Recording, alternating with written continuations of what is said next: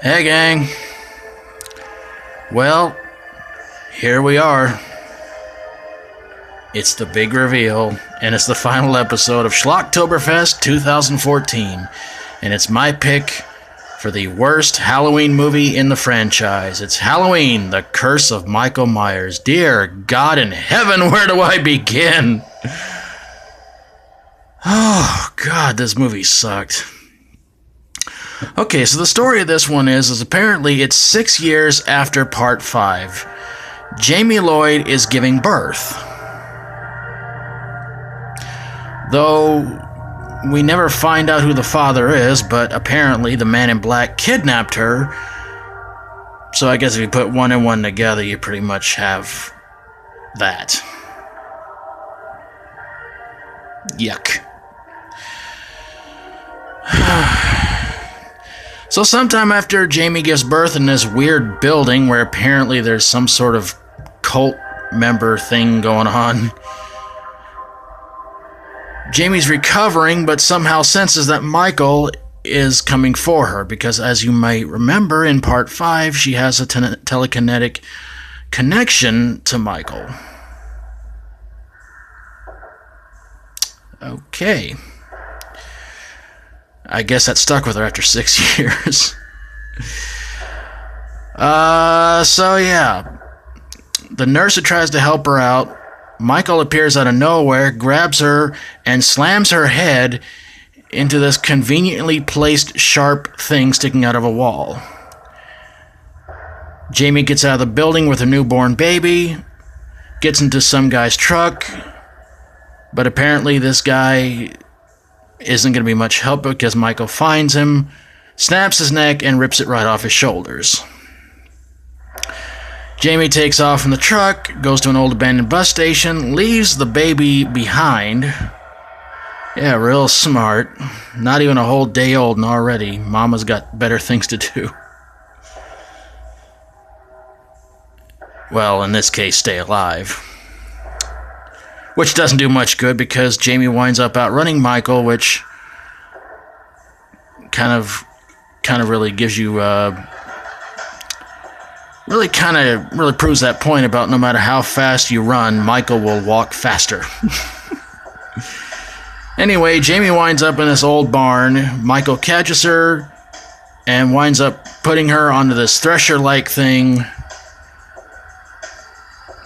And that's it. Jamie Lloyd is finally dead.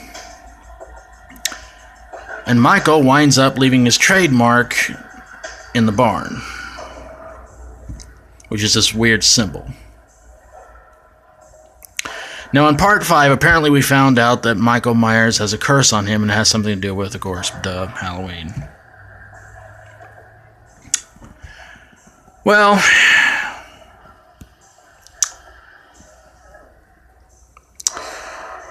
oh, goodness. Hey, about right there. Does that look good? Okay.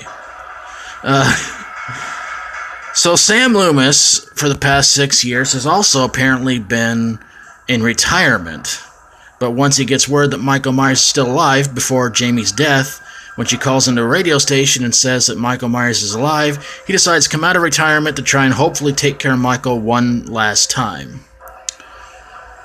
Well, in this movie, you know what? In Part 4 and 5, they had some idiotic deaths, but some were good. This movie was full of nothing but idiotic deaths. But let's get on a little bit more with the story, and I'll get to that part here in a few minutes. Tommy Doyle, who you might remember from the first movie, who Laurie Strode was babysitting, is all grown up and has apparently been following this whole Michael Myers story for many, many years. And his neighbor across the street, who he seems to have a thing for, well, she's living there with her parents, in which apparently the Myers bloodline somehow intersects with Michael because, yeah. So apparently this woman and her kid are living with her parents, in which, of course, naturally, the parents get killed off. The mom's death you don't see, but the dad's death was... I'll get to that here in a couple of minutes. So anyway, the man in black winds up turning out he's an old friend of Dr. Loomis, and he winds up betraying Dr. Loomis, and everything winds up in this old building, another building. I think it's the same building from the beginning of the movie.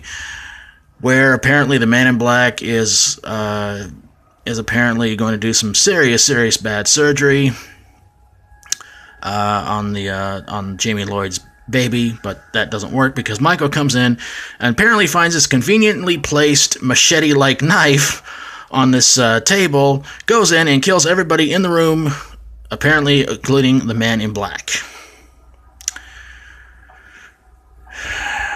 But our hero, Tommy Doyle, and the woman across the street, whose name I can't remember, wind up getting out just fine along with her son. Why in the world would you want to bring your son to this? Oh, wait, yeah, he was kidnapped too by the Man in Black. Oh, never mind.